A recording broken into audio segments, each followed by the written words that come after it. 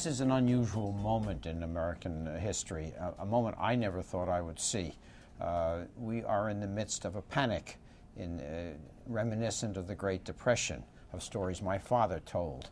We are at a moment when nobody wants to do anything, and that panic is spreading. The Fed is trying to reverse it with lower interest rates, the action taken today, and subsidies of all sorts that in effect would convince people to go back to business as usual. Floyd, I never thought I'd see this happen. What do you think? Well, I don't know anybody who expected this to happen. Yeah. A lot of people thought there were going to be problems. But what has happened is it's more than people panicking, it's banks. The government has been trying for months to provide us with assurance that financial institutions would be okay. They offered lines of credit, then they bailed out a couple of them. What it's done is to just remind people that there were problems. And now we have a situation where the banks are scared to lend to each other. And that threatens to just bring the financial system to a halt. The government is doing what it can. They've learned the lessons of the 30s. And the lesson of the 30s was to put ideology aside and do whatever you can to bail it out. They didn't learn the lesson of the 20s, which was that when asset prices go crazy, you should do something about it. As they're trying to do something about this, they're not succeeding right now. Eventually, I'm sure they will, but it's scary.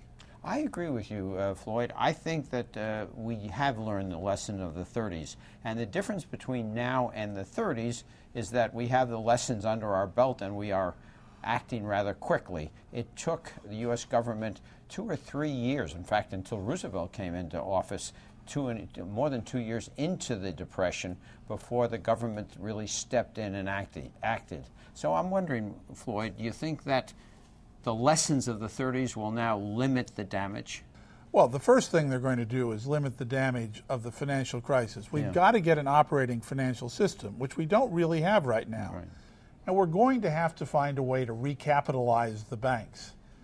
I think eventually we're going to see the government putting money directly into banks, buying stock. Ideology, we're doing things that we never would have considered possible even a few months ago.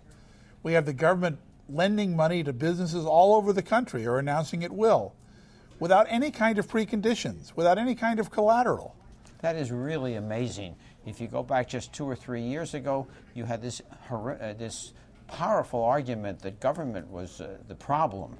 So there is emerging from this an understanding that markets and government are married, whether they like it or not.